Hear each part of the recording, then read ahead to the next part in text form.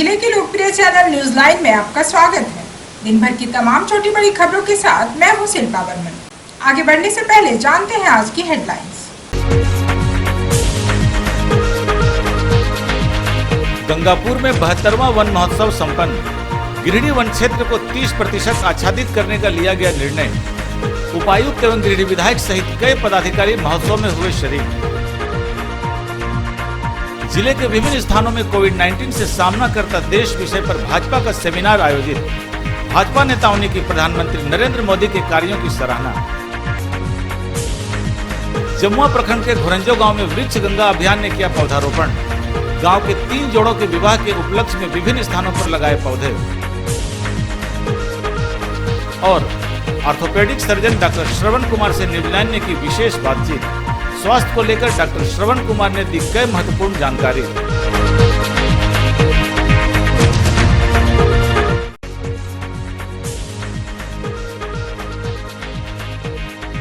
Giridih one प्रमंडल ने 72वां one महोत्सव का आयोजन किया।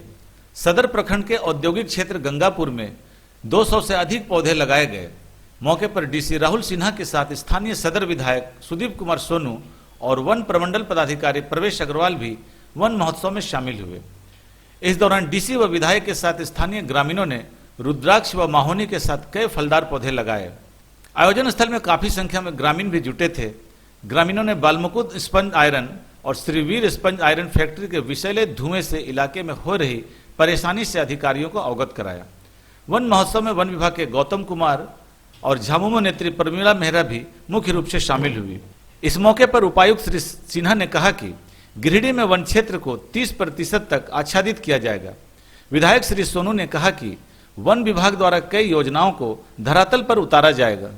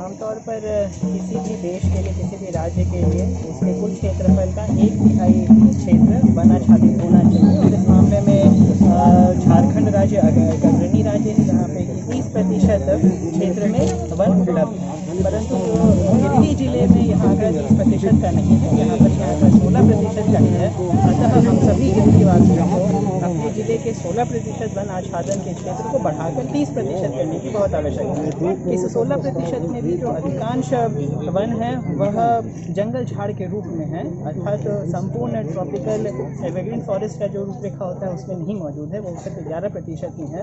अतः बहुत बड़े पैमाने पे अपने पूरे क्षेत्र को वन आच्छादित करने की ज़रूरत है। जैसा भी विधायक महोदय ने कहा, बड़े बड़े स्कीम्स यहाँ पे तैयार किए जा रहे हैं। बायोडाइवर्सिटी पार्क के लिए जितने भी रेलवे लाइन्स हैं और जितने भी यहाँ पे खनन वाले गड्ढे हैं उन सभी को भरते हुए वहाँ पर वृक्षारोपण करने की परिकल्पनाएं की जा रही हैं और मुझे पूरा विश्वास है कि सभी पदाधिकारी और सभी जनमानस के सहयोग से हम जल्द ही अपने ज़िले में भी 30% से अधिक क्षेत्र को वृक्षारोपण से संपोषित कर रहे हैं। धन्यवाद। मेरे मन में बहुत सारी योजनाएं हैं जो हम लोगों ने डीएफओ साहब से, रेंजर साहब से डिस्कशन किया है और बहुत जल्दी उन योजनाओं को धरातल पर उतारने में हम लोग लगेंगे। एक बायोडाइवर्सिटी पार्क के लिए जगह डीएफओ साहब के माध्यम से हम लोगों ने दिखवाया है, इसी गंगापुर में है। एक सिटी फॉरेस्ट जो सिरसिया में जगह हम लोगों ने चयनित किया है वह है। दूसरा, औद्योगिक इलाके में प्रदूषण के मद्देनज़र नाबार्ड के साथ एक क्लाइमेट चेंज की परियोजना है, जिस परियोजना का प्रस्ताव राज्य सरकार को हम लोग भेज रहे हैं और कैंपा के फंड से वनों के सुदृढ़ीकरण का कार्य का प्रस्ताव ये जिला शायद जल्द ही भेजेगा। और हमें जैसे उच्चाधिकारियों से जैसा मुझको आश्वासन मिला है, ऑनरेबल वन मंत्री से मुझको जो आश्वासन मिला है, मुझको ऐसा लगता है कि हम बहुत जल्दी इन योजनाओं के लिए समुचित कार्यादेश लेकर आएंगे।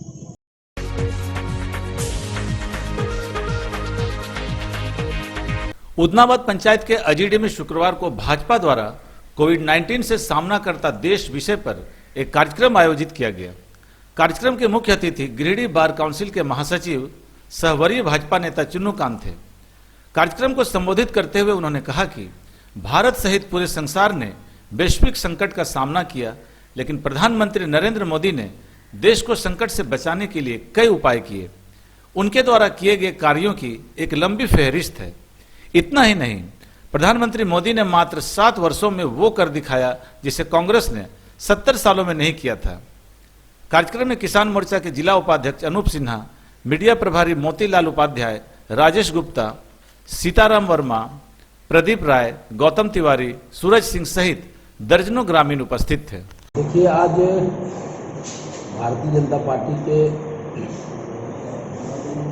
संगठन के निर्देश के आलोक में आज यहाँ भी इस जिले के सभी मंडलों में कोविड से जूझता राष्ट्र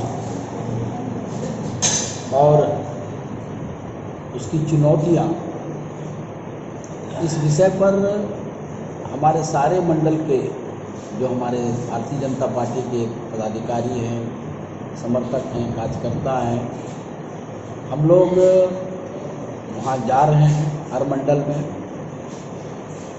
हमारा ये मकसद है कि शक्ति केंद्र तक जा करके भारतीय जनता पार्टी सेवा को जिस तरह से संकल्प लेकर के संगठन में उतारा है, उसी निमित्त आज यहाँ इस पर चर्चा होगी और बहुत ही अच्छे माहौल में देश के प्रधानमंत्री भाई नरेंद्र मोदी जी ने जो किया है कोविड को लेकर के, उस पर विस्तार से चर्चा हुई और हम लोगों ने ये निर्णय लिया है कि एक गांव में जाकर हम लोग उन्होंने जो निर्देश दिया है, मार्गदर्शन दिया है, पार्टी संगठन का जो निर्णय है, उसको एक गांव तक शक्ति केंद्र तक लेना है।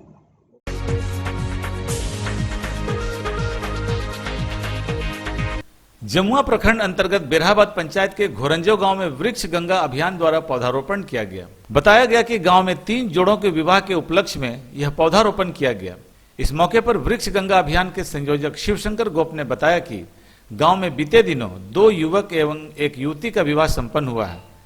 3 जोड़ों के विवाह की खुशी में घोरंजो के जंगल में यह पौधारोपण किया गया। पौधारोपण का मुख्य उद्देश्य जंगल को उजड़ने से बचाना है। मौके पर झामुमो नेता शोभा यादव, सुजीत कुमार गोप, अधिवक्ता विमल कुमार यादव, मीना देवी, सुनील कुमार गोप, गणपत यादव, मुन्नी देवी, विनोद कुमार गोप, बुल्लू देवी, भरत गोप आदि मुख्य रूप से मौजूद थे। इनसे भी हम निवेदन करेंगे कि इनकी बेटी के शादी पर इस तरह पर्यावरण जागरूकता के लिए आज यहाँ पर जो जंगल में पौधा नीम का जो लगा है, ये सुनील जी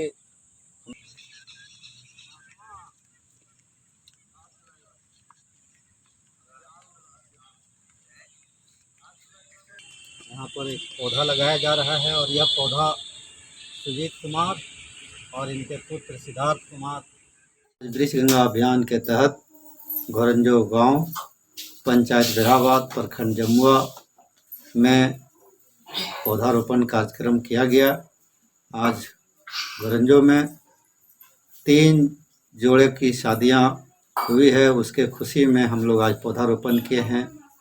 और आज तीनों के शादी के याद में आज यहाँ का जो जंगल उजड़ रहा है, उस जंगल को बचाने के लिए वहाँ पर लगाया गया। यह पहला पहल होगा इस अभियान का, जो जंगल बचाने का मुहिम आज शुरुआत किया गया है। और गांव के जो खास लोग इस दुनिया से चले गए हैं, उनके परिजन से मिल के, उन लोगों के सहयोग से भी अभियान के तहत पौधा हम लोग लगाएंगे। और इस गांव में जो कुछ खास उपलब्धियां हासिल किया है, इस गांव में बहुत लड़के झारखंड पुलिस की नौकरी हासिल किया है, गांव में दरोगा की नौकरी, फॉरेस्ट कर्मी बना है।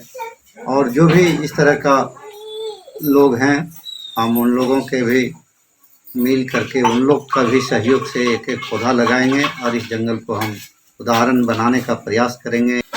विकास और ऋचा की शादी की खुशी में वृक्ष लगा रही हूँ। वृक्ष हमारे जीवन के लिए बहुत ज़रूरी है। वृक्ष लगाएं और वृक्ष बचाएं।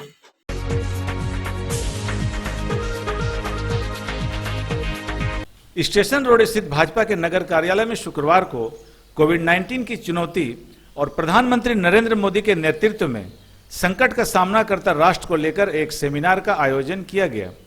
कार्यक्रम की अध्यक्षता नगर अध्यक्ष हरविंदर सिंह बग्गा ने की।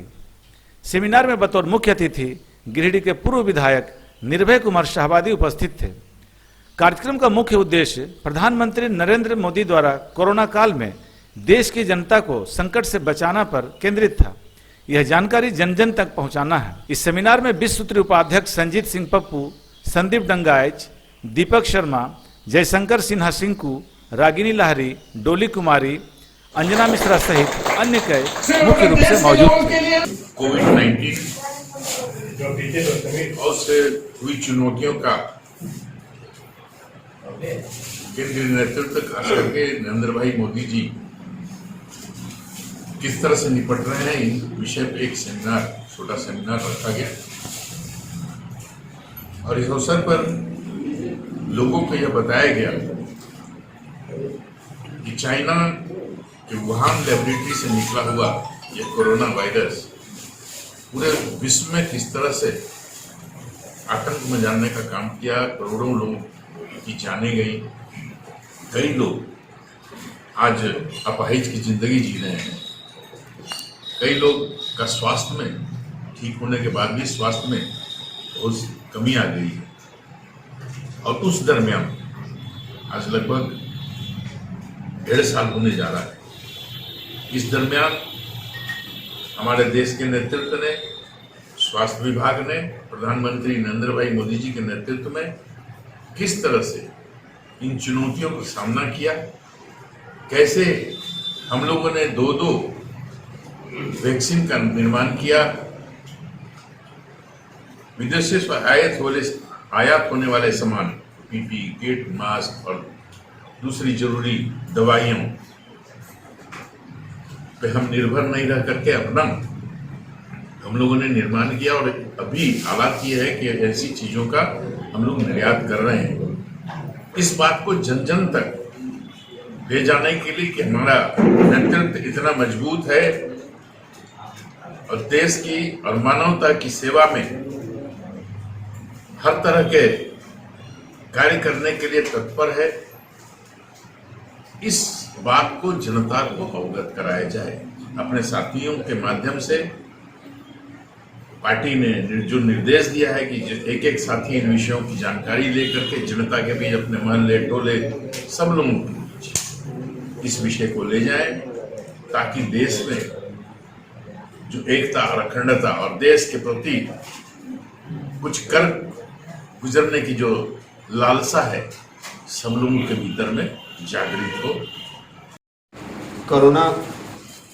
कोविड-19 की चुनौती पे सेमिनार पार्टी के राष्ट्रीय नेतृत्व ने सभी प्रखंडों में चलाने का निर्णय लिया था। उसी निमित्त आज हमारे नगर के अध्यक्ष हरविंदर सिंह बग्गा जी की अध्यक्षता में आज नगर में एक सेमिनार का आयोजन किया गया, जिसमें अपने कार्यकर्ताओं को समझाया गया कि हमारे मोदी जी ने किस तरह से देश को सुरक्षित बचाया यहाँ के लोगों को। कुछ जाने गई अवश्य, लेकिन बहुत बड़ा ये हो सकता था, उसे रोका। और ये हर कार्यकर्ता इसे प्रशिक्षित होके अपने क्षेत्र में, इलाके में जाके इसे बताएंगे। गिरिडीह नगर कोविड-19 एक चुनौती को देखते हुए आज हम लोग नगर कार्यालय में एक सेमिनार का आयोजन किए हैं, जिसमें प्रधानमंत्री जी के द्वारा एक आम जनता तक जो सुविधाएं जो पहुंचनी चाहिए थी, आज हम लोगों के माध्यम से, मैंने हम लोग अपने माध्यम से क्या उन तक वो पहुंची या नहीं पहुंची, उसके लिए हम लोग को एक सेमिनार कर उन तक जो जो सुविधाएं पहुंची हैं या नहीं पहुंची उस पर ध्यान देने की आवश्यकता की ओर अग्रसित करने का काम किया।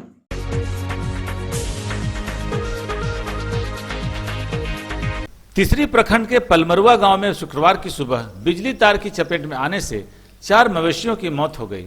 बताया गया कि चारों मवेशी मोहम्मद शमशेर का था। उन्होंने बताया कि वह मवेशियों को चराने के लिए गांव से दूर जंगल की ओर जा रहा था।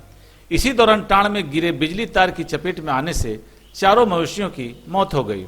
उन्होंने बिजली विभाग से मुआवजे की मांग की है। ये हमारा भाई सुबह में गोरू खोल के ले जा रहा था 6 साढ़े 6 बजे, समझे। रात में ही ये बिजली का तार गिरा हुआ था, देख नहीं पाया, गोरू गया, चारों गोरू बिजली का लपेट में आ गया, समझे। मेरा भाई जा रहा था गोरू को पकड़ने के लिए, उसका कैसे दिमाग में आया कि ये बिजली का तार गिरा हुआ, गोरू करंट में लग गया, तो मेरा भाई पीछे हट गया। पीछे हट जाने के बाद आदमी आया यहाँ पे, अजीम से फ़ोन करवाया बिजली विभाग को। बिजली विभाग वाला ने लाइन काटा, समझे। लाइन काटने के बाद बिजली विभाग वाला आकर के फ़ोटो लिया, देखा, गया। ये मेरा दोनों बैल था जिसे हम लोग हर जोत करके अपना रोजी रोटी चलाते थे। और जो 2 गोरू मरा हुआ, ये दूध देने वाली थी, दूध दे रही थी, समझे, जिससे मेरा दूध बिक्री होता था, हम इससे रोजी रोटी चलाते थे, समझे। अब ये गोरू मर गया, हमको इस बिजली विभाग वाले से हमको मुआवजा चाहिए।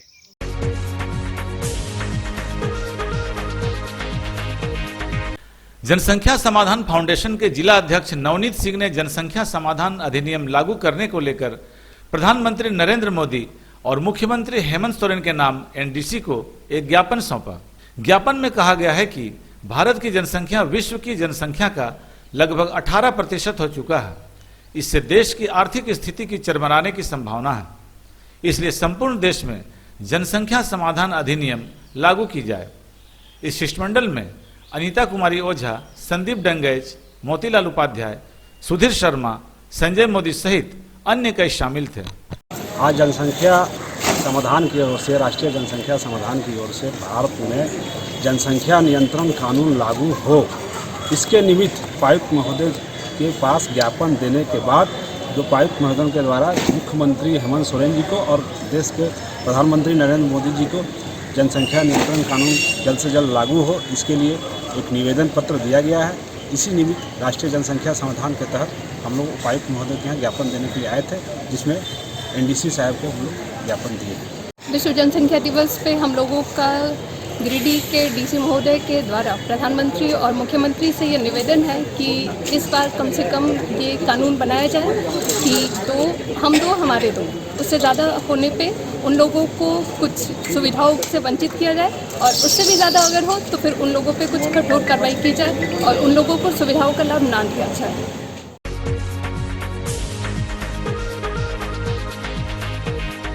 डुमरी पुलिस ने वनांचल चौक के समीप अवैध बालू लदे 4 ट्रैक्टर और कोयला लदे 4 बाइक को पकड़ा है। इस दौरान ट्रैक्टर व बाइक चालक भागने में सफल रहे। बाद में पुलिस ने सभी वाहनों को जब्त कर थाना ले गई।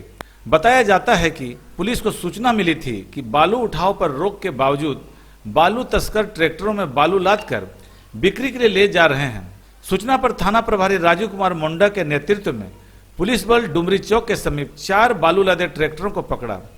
इस दौरान सभी के चालक भागने में सफल रहे। इस दौरान पुलिस अवैध कोयला लदे 4 बाइक को भी पकड़ा। पुलिस को देखकर बाइक चालक बाइक छोड़कर भाग खड़े हुए। थाना प्रभारी ने बताया कि बालू लदे 4 ट्रैक्टर पर अग्रतर कार्रवाई के लिए एसडीएम को मामला अग्रसारित कर दिया है। वहीं कोयला लदे बाइक के मामले में जांच कर कार्रवाई की जाएगी।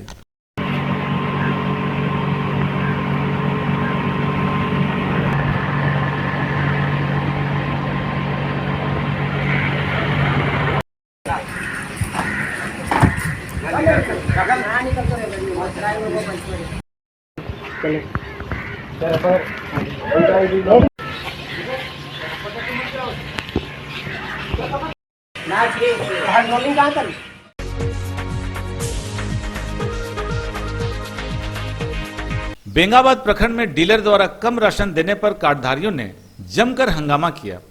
ग्रामीणों का कहना है कि डीलर 5 किलो प्रति यूनिट राशन देने के बजाय 4.5 किलो प्रति यूनिट राशन दे रहा है। इस बात को लेकर कार्डधारियों ने जमकर हंगामा मचाया, साथ ही विभाग से जांच कर कार्रवाई की मांग की।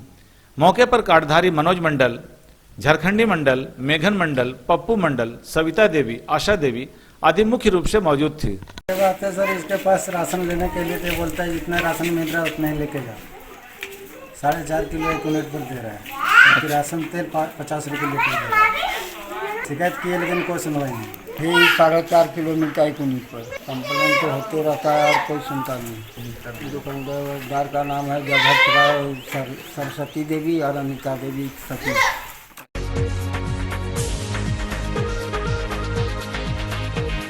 वार्ड नंबर 2 गौशाला मोहल्ला की कई महिलाओं ने पानी समस्या की शिकायत को लेकर नगर निगम पहुंची, लेकिन नगर आयुक्त के नहीं रहने के कारण वहां से खाली हाथ लौट गई। इस बाबत महिलाओं ने बताया कि 1 साल से वे जल संकट का सामना कर रही हैं। निगम द्वारा नल का कनेक्शन और मीटर लगा दिया गया है, लेकिन उन्हें पानी नहीं मिल रहा है। वार्ड सदस्य से कई बार इसकी शिकायत की गई पर कोई फायदा नहीं हुआ। मौके पर चिंता देवी, रीना देवी, शांति देवी, सरिता देवी सहित कई महिलाएं मौजूद थीं। समस्या बिशनपुर में खूब पानी चलो दे रहा और हमें का समझ पानी ना मिलो ना साल भर भेज तो वहाँ कनेक्शन होगी ना पनिया वाला। हाँ है तो पनिया ना चलो करो। बस पानी नहीं मिल रहा, सुबह से पानी की जरूरत पड़ता, पानी नहीं है तो कहाँ से हम करेंगे। एक अगर नदी न तालाब में कुछ नहीं है, न चापाकल है, न कुआं है।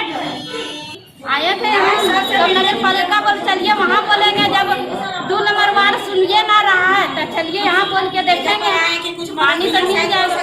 हम लोग आशा लगाए रहते हैं कि पानी खुले, आज खुलेगा कल खुलेगा, लेकिन खुल भी नहीं करता नल। हम लोग का पानी एक गिरा भी नल में नहीं आता है, तो क्या करें। हम लोग कुआं जाते हैं, कभी तालाब चल जाते हैं। बाल बच्चा, छोटा छोटा बच्चा सब छोड़ के हम लोग को जाना पड़ता है पानी लाने के लिए। क्या करें, पानी का बहुत कितना मदद करेगा, दूसरा से पानी मंगाला के काम ना। तो एक चापाकल भी एक भी नहीं है, कनेक्शन भी नहीं आ रहा। अपने जो वार्ड पार्षद है, कौन है वार्ड पार्षद है? तो आप उनको ये समस्या बताए हैं? सब बताए लेकिन गौर नहीं करता है इसका। जैसे कि हम लोग का पानी साल भर से नहीं हो रहा है, नया कनेक्शन है, पानी दैए ना है। हम लोग दूसरे सब पानी जाते हैं, घर पिए वाला लावे, हम लोग के दिक्कत है। इतना पानी हो जाता है, छोटा छोटा बाल बच्चा बहुत दिक्कत है हम लोग को पानी।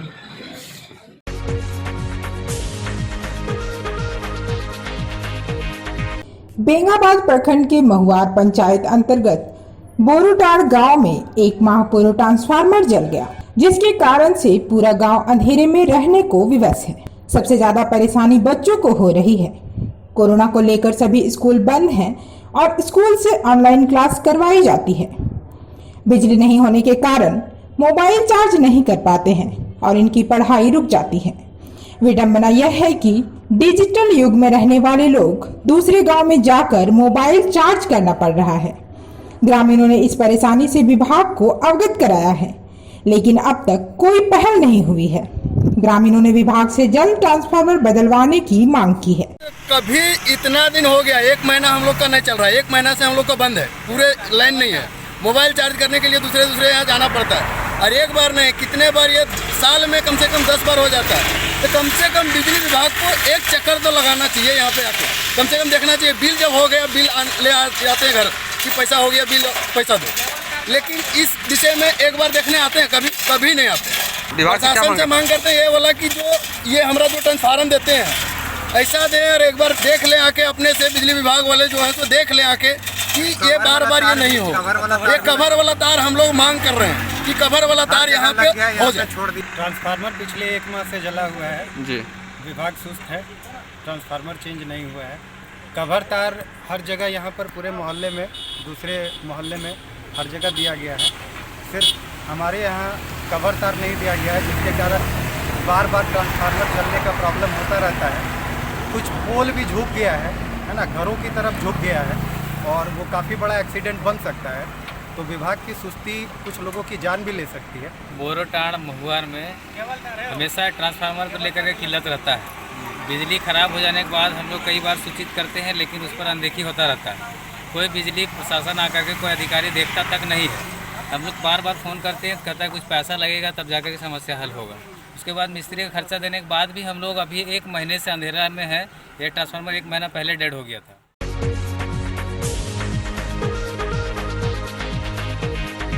तीसरे प्रखंड के चंदौरी कन्या मध्य विद्यालय में शुक्रवार को तीसरी भाजपा के तत्वाधान में पार्टी द्वारा निर्देशित एक सेमिनार आयोजन किया गया। सेमिनार में प्रधानमंत्री नरेंद्र मोदी के नेतृत्व में कोरोना से निपटने के प्रयास और मिली उपलब्धियों पर विस्तार से चर्चा की गई। इस दौरान भाजपा कार्यकर्ताओं ने हर बूथ कोरोना मुक्त के लिए अपने अपने बूथ से सभी लोगों को कोरोना वैक्सीन दिलाने का भी संकल्प लिया। इस बैठक में लक्ष्मण मोदी, सुनील साव, रविंद्र पंडित, बद्री साव, संत साव, टुपलाल यादव, क्षितिज कुमार समेत अन्य कार्यकर्ता मौजूद थे। भारतीय जनता पार्टी झारखंड प्रदेश के निर्देशानुसार एवं गिरिडीह जिला के निर्देशानुसार चंदौरी मंडल कन्या विद्यालय चंदौरी के प्रांगण में भारतीय जनता पार्टी के माध्यम से सभी कार्यकर्ता इकट्ठा होकर के माननीय संगठन मंत्री का जो आह्वान है हर बूथ कोरोना मुक्त, उसको लेकर के बैठक किए और हम सभी कार्यकर्ता एक दूसरे के साथ मिलकर यह संकल्प लिए कि हर बूथ कोरोना मुक्त का हम लोग एक नारा के साथ अपने अपने बूथ में काम करेंगे।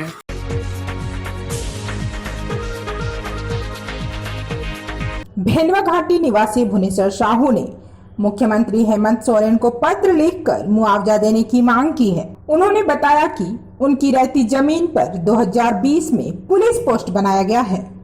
उस दौरान उन्हें जमीन के बदले मुआवजा और 2 पुत्रों को चौकीदार की नौकरी देने का आश्वासन तत्कालीन थाना प्रभारी के माध्यम से दिया गया था, जबकि आज तक न मुआवजा मिला है न किसी को नौकरी।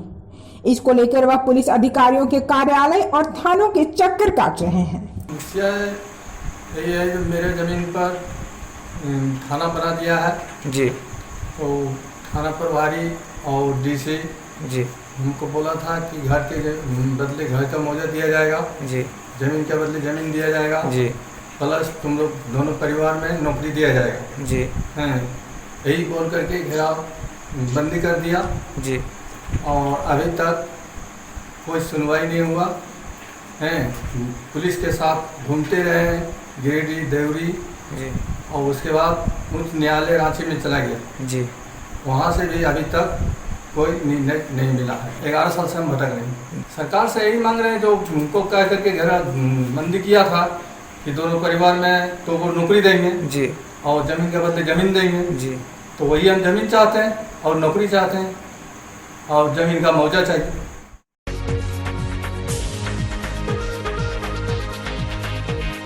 रेंजर अनिल राम के निर्देश पर तीसरी प्रखंड के पचरुखी व सिरसिया गांव के पहाड़ व जंगलों में संचालित अवैध खदान की शुक्रवार को जेसीबी से डोजरिंग की गई, जिसका नेतृत्व वनपाल जयप्रकाश महतो ने किया। बता दें कि प्रखंड मुख्यालय से महज 3-4 किलोमीटर दूर पचरुखी जंगल में स्थानीय ढिबरा माफिया द्वारा उत्खनन करने की सूचना मिलने पर यह कार्रवाई की गई। मौके पर पविंद्र गुप्ता, पवन विश्वकर्मा, प्रियेश विश्वकर्मा, पप्पू कुमार शर्मा, मुकेश दास, अशोक यादव, शमशेर, बमशंकर, रवीश, पवन वर्मा मौजूद थे।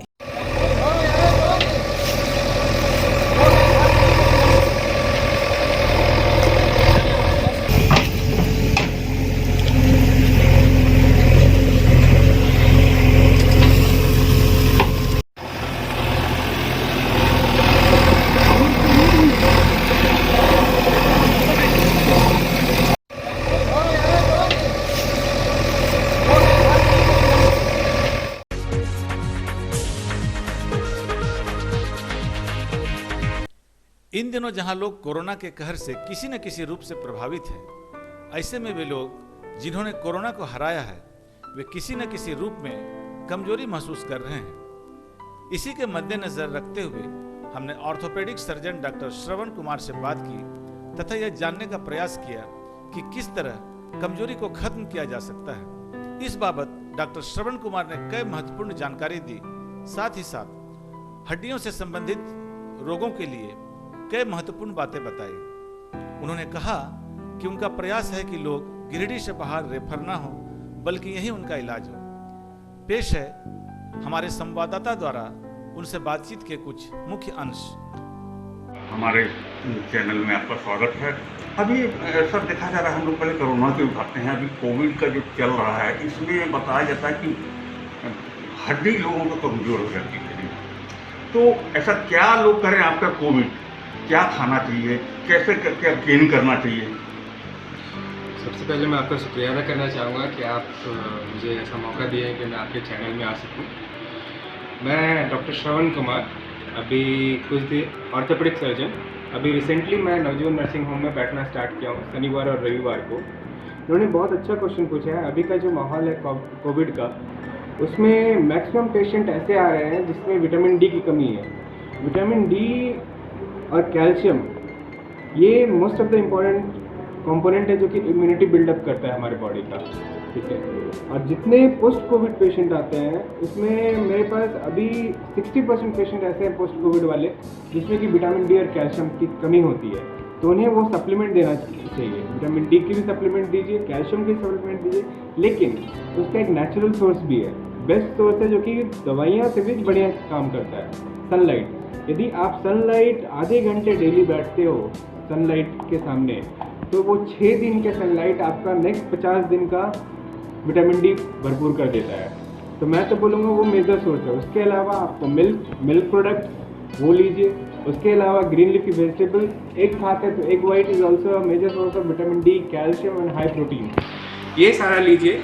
तो एक ये कह सकते हैं कि यदि आपका मस्कुलोस्केलेटल मीन्स हड्डी और मांस दोनों यदि ठीक रहा बॉडी का, तो आपका इम्यूनिटी भी जल्दी अच्छा होगा, कोविड से भी आप जल्दी रिकवर करेंगे। तो वो बेटर रहेगा कि यदि जितने भी मेरे पास मरीज आते हैं उनको मैं विटामिन डी और कैल्शियम देता ही देता हूँ। लोगों की उम्र बढ़ने के साथ या प्रेगनेंसी आवर में जी लोग कमज़ोर हो जाते हैं, महिलाएं कमज़ोर रहती है या उनकी हड्डियाँ कमज़ोर रहती है और जिनकी उम्र हो जाती है जी उनकी हड्डियाँ कमज़ोर रहती है, ऐसे में वो ज़्यादा योगा या कसरत तो नहीं कर सकते हैं जी। लेकिन फिर क्या करना चाहिए उनको? क्या उनको सबसे ज़्यादा जरूरी है कि उनको अपने डाइट पे कंट्रोल रखना है। डाइट किस तरह का खाना है, क्या खाना है, वो ज़्यादा इम्पोर्टेंट है। आप पूरी लाइफ ऐसे फ्राइड फूड खाइए, पूरी लाइफ तला हुआ खाइए, ठीक है, मसालेदार खाइए, लेकिन इस टाइम में 40-45 के बाद लोगों को अपने ऊपर कंट्रोल करना ही चाहिए, क्योंकि उसके बाद जो आपका लाइफस्टाइल होता है वो बहुत मैटर करता है। इसके बाद लोग शुगर, बीपी जितना होता है इसके बाद ही डेवलप करते हैं, और जब ये डेवलप होता है तो उसके बाद हड्डियाँ भी कमज़ोर होने लगती है। तो बेटर रहेगा कि यदि आप डाइट सही रखते हैं, ग्रीन लीफी वेजिटेबल्स खा रहे हैं, हरा भरा सब्जी खा रहे हैं, एग्स खा रहे हैं, यदि आप नॉन वेज है तो फिर वो सारा मेंटेन कर रख सकते हैं। दूसरी बात, आदमी 50 साल का हो, 70 साल का हो, योगा कर सकता है, एक्सरसाइज कर सकता है if he is fit. So better कि मैं तो मानता हूँ कि अच्छा खाना और थोड़ा exercise is more than enough to gain everything. Natural source क्या है विटामिन डी? नेचुरल से source, major source of vitamin D is sunlight. उसके बाद है so milk products, green leafy vegetables, egg white मैंने बोला, ठीक है, ये सारे नेचुरल सोर्स हैं। उसके अलावा मेडिसिन हम लोग जो देते हैं, कहीं एक्सीड तो नहीं होता विटामिन डी? अगर एक्सीड भी चला गया किसी बॉडी में तो कोई हार्म तो नहीं है? नहीं, इसका एक्चुअली ये होता है कि सर विटामिन डी का नॉर्मल लेवल 30 to 70 नैनोग्राम पर ml होता है। I have seen but very rarely, okay. तो मैं देखता हूँ कि 50 के बाद बहुत कम लोग, means more than 80% of population in India 30 to 50 रहते हैं, और हमारा 70 तक है सो जाने की कैपेसिटी रहती है। यदि विटामिन डी यदि ज़्यादा हो गया तो फिर ऐसे उससे कोई दिक्कत नहीं, आपकी हड्डी ऐसा मजबूत ही रहती है, ठीक है। यदि बहुत ज़्यादा हो गया तो थोड़ा हड्डी में प्रॉब्लम, वो भी एक्सेस इज टॉक्सिक, ज़्यादा रहा तो वो भी दिक्कत वाली बात है, लेकिन बहुत रेयर है इंडिया में, वेरी रेयर। आप सर्जन हो सर, हड्डियों के डॉक्टर, कौन सी चीज़ में आपको लगता है कि आई पारंगत हूँ मैं? मैं hair I have done almost all the surgeries, whether it's spine, whether it's normal skeletal. तो मुझे हाथ पैर जितने टूटे हुए हो, ठीक है, वो सारा मैं कर सकता हूँ, किया हूँ और मैं यहाँ पे करने के लिए रेडी हूँ जितना जल्दी हो सकता है। मैं तो चाहता हूँ कि यहाँ की, मेरा घर गिरिडीह हुआ भंडारेडी में, अब मैं चाहता हूँ कि यहाँ के लोग मेरा ही फ़ायदा उठाए, ठीक है, क्योंकि डॉक्टर्स की कमी बहुत है यहाँ पे। यहाँ से लोग धनबाद जाते हैं, बोकारो जाते हैं। मैं चाहता हूँ कि ये तो यहाँ पर फैशन सा बन गया है, रेफर कर दो भाई, रेफर कर दो। तो मेरा यही एक मोटो है कि कुछ भी हो, यहाँ से मरीज बाहर नहीं जाने चाहिए। गिरिडीह के लोग फिर या गांव वगैरह के लोग हैं, वो गिरिडीह में ही रहे, ठीक है। हम लोग नॉमिनल प्राइस में सब कुछ करें जो कि पेशेंट के लिए भी अच्छा हो, हमारे लिए भी अच्छा हो, क्योंकि एक बार ये मरीजों को या सबको जानना बहुत ज़रूरी है कि यहाँ भी एक हड्डी के डॉक्टर बैठते हैं जहाँ ट्रीटमेंट सही मिल रहा है, सारे तरह के ऑपरेशन हो रहे हैं, कोई दिक्कत नहीं हो रहा है। ये लोगों को जानना आज के दिन में बहुत ज़रूरी है। जब तक नहीं जानेंगे तब तक दिक्कत रहेगा ही।